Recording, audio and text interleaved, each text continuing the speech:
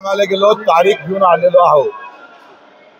खरं तर कर्जमुक्तीची घोषणा सरकारनं केलेली आहे। तुम्ही लक्षात घ्या का जे सरकार या सगळ्या गोष्टीपासून योग्य वेळ अशी म्हणत होती ते योग्य वेळ आमच्या सगळ्या कार्यकर्त्यांना, सगळ्या नेत्यांनी, सगळ्या शेतकरी नेत्यांनी एकत्र होऊन जे योग्य वेळ त्यांची 28ची 29ची असू शकली असती ते आम्ही आत्ता आणलेली आहे। हे सगळ्यात मोठं यश आहे। सरकार नेहमीच सांगत होतंय का कधी कधी सुरुवातीला जर आम्ही पाहिलं तर आम्ही कर्जमाफीचं बोललोच नाही असे अजितदादा म्हणाले। आम्ही कुठे बोललोय? देवेंद्रजी म्हणे का आम्ही 5 वर्षाचं आश्वासन दिलेलं आहे, 5 वर्षात कधीही करू।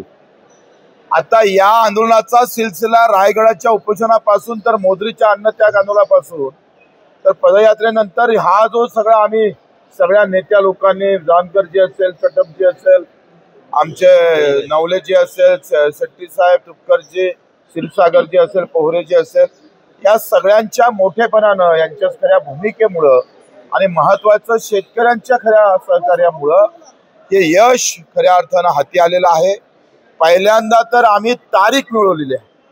तारखेपासून जे सरकार पळत होतं ते सरकार तारखेवर आणून ठेवलं, हे सगळ्यात मोठं यश आहे।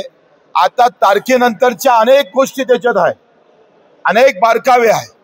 आम्ही सरकारला असं सुस्त झोपू देणार नाही, आम्ही वाज ठेवणार। सरकारचं अभिनंदन करतोच, आभार मानतोय।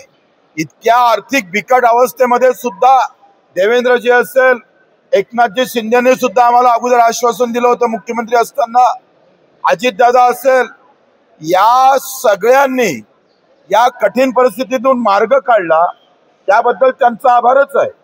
परंतु हे सगळं करताना यामध्ये जर कटकारस्थान झालं तर आम्ही कोणालाही सोडणार नाही।